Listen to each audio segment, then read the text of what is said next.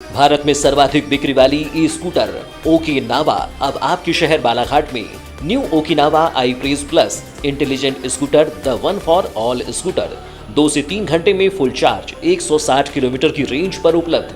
साथ में भारत सरकार की फेम 2 स्कीम के तहत 49,500 की subsidy. Okinawa praise pro electrifying India की फर्स्ट स्वेग स्कूटर 2 से 3 घंटे में फुल चार्ज 110 किलोमीटर की रेंज में उपलब्ध।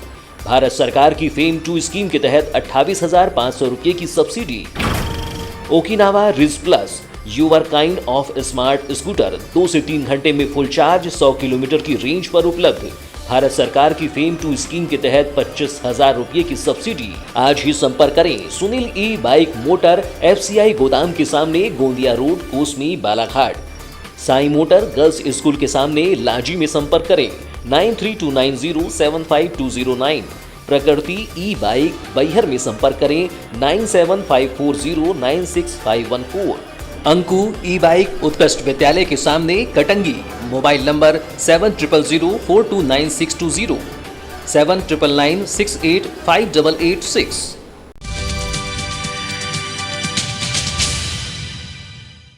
21 जुलाई को समूचे देश में ईद उल अजहा का पर्व हर्षोल्लास के साथ मनाया गया। ईद की विशेष नमाज शहर के अलग अलग मस्जिदों में कोरोना गाइडलाइन का पालन करते हुए अदा की गई। इस दौरान मुल्क में आफियत और शांति के लिए परवरदिगार के सामने हाथ उठाकर दुआएं मांगी गई।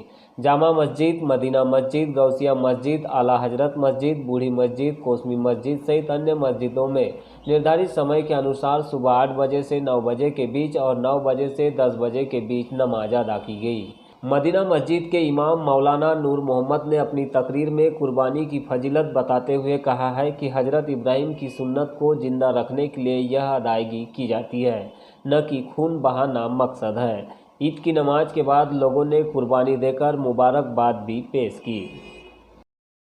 और आज अल्हम्दुलिल्लाह 8 बजे की जमात थी। 8:10 पे जमात खड़ी हुई और 8:30 बजे के आसपास नमाज मुकम्मल हुई। और जो गवर्नमेंट की तरफ से जो गाइडलाइन जारी की गई थी कल कि 50 लोग की परमिशन दी गई थी, तो लगभग उतने ही लोगों ने नमाज अदा की है। और शहर की पूरी मस्जिदों में 8 बजे के आसपास सभी जगह पर नमाज़ें मुकम्मल कर दी गई है। और मस्जिदों में, सभी मस्जिदों में दुआएं की गई है कि अल्लाह जो है हमारे शहर को, हमारे मुल्क को, पूरी दुनिया को इस कोरोना वायरस की जो महामारी फैली हुई है इससे जल्द से जल्द निजात मिले और हमारे देश में ऐसे ही अमन, चारा, शांति प्रिय जो हमारा देश है, हमारा भाईचारा ऐसा ही बना रहे, ऐसी दुआएं की गई।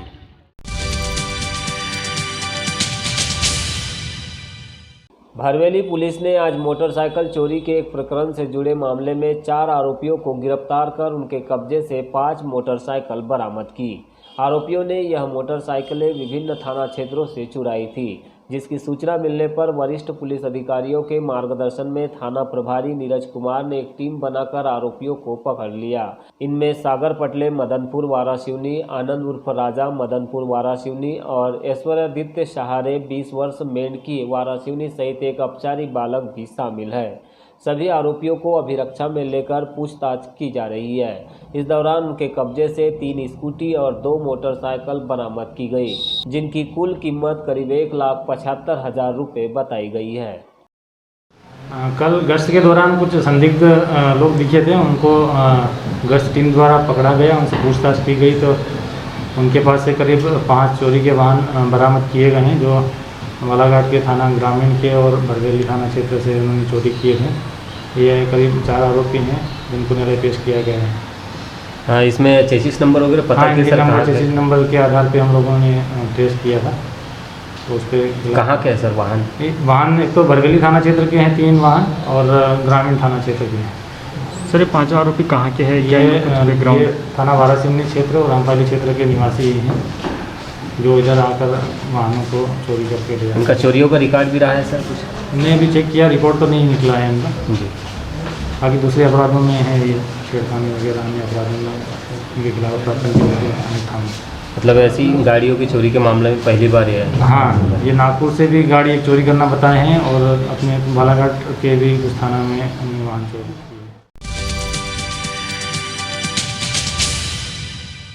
है। बिजली कटौती से परेशान जनता मनमाने बिजली बिलों से भी परेशान हो रही है। ऐसा ही एक वीडियो बकोड़ी निवासी युवक ने बालाघाट न्यूज़ को शेयर किया है, जिसमें उनके द्वारा मनमाने बिजली बिल को कम किए जाने की गुहार लगाई गई। उन्होंने बताया है कि उनके घर में एक टेबल फैन और 60 वाट का बल्ब जलता है। इसके अलावा बिजली की कोई खपत नहीं है, फिर भी उन्हें 1702 रुपये का बिल मिला है, जो कि वे जमा नहीं कर सकते हैं। कैसा है, कई दिनों से बिल जो है वो 100 रुपये के अंदर आता था, है ना, और अचानक से बिल आ गया सर 1702 रुपये। तो इस बात को मद्देनज़र रखते हुए बिजली विभाग के अधिकारी एवं सम्मान्य कलेक्टर महोदय से निवेदन है कि इस अव्यवस्था को बदलें, और समस्त मीडिया बंधुओं से भी निवेदन है ये वीडियो को न्यूज़ में दिखाएं, ताकि ये ऐसी ग्रामीण क्षेत्र में अव्यवस्था को मद्देनज़र रखते हुए कुछ मुद्दा उठाया जाए। देखिए सर, कच्चा घर है और ये बिजली विभाग की लापरवाही सर, इसमें कैसा है, कभी भी बिजली काट देते हैं लोग, कभी भी बिजली काट देते हैं, और कम से कम 10 से 12 घंटे इनकी बिजली कटौती चलती है। और कभी कभी तो ऐसा होता है सर कि यानी जैसे खाना खाने, प्रॉपर हम लोग ग्रामीण क्षेत्र से हैं, तो कैसा है कि कम से कम खाना खाने के समय तो प्रॉपर बिजली देना चाहिए। खाना खाने के समय भी सर अगर बैठ गए हम लोग तो 1 घंटे में 3-3, 4-4 बार इन लोग बिजली काट देते हैं। तो इस बात को मद्देनज़र रखते हुए सर 1702 रुपये देना हमारे लिए तो पॉसिबल नहीं हो पाता है।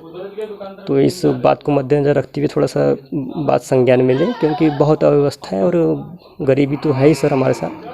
तो ऐसी बात को ध्यान में रखते हुए थोड़ा सा माननीय कलेक्टर महोदय से भी निवेदन है कि इस मुद्दे को उठाएं और संज्ञान लें थोड़ा सा इस मुद्दे पर। और समस्त मीडिया बंधुओं से भी निवेदन है कि इस ग्रामीण क्षेत्र में हो रही मनमानी को ध्यान में रखें और एक सामान्य परिवार की मदद करें। और ऐसा मैं ये ग्राम बकोड़ी में मेघराज कटरे के नाम पर ही नहीं है, और ऐसे काफ़ी सारे लोग हैं जिनके साथ ये समस्या हो रही, किसी पे 3000 बिल है, किसी पे 2500 बिल है। तो इस प्रकार की बिजली विभाग की लापरवाही को ध्यान में रखें और तुरंत इस पर एक्शन लें। धन्यवाद।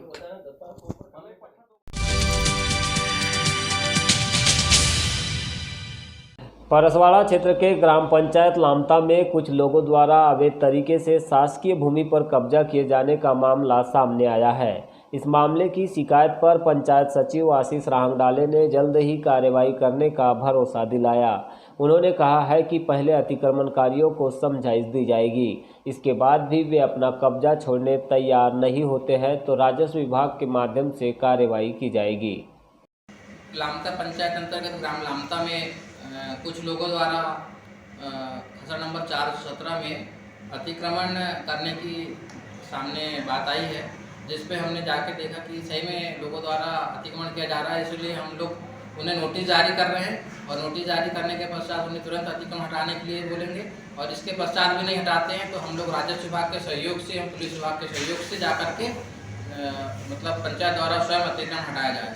इसकी जानकारी आपको पहले लगी थी? इसकी जानकारी अभी मुझे 1-2 दिन पहले ही लगी है।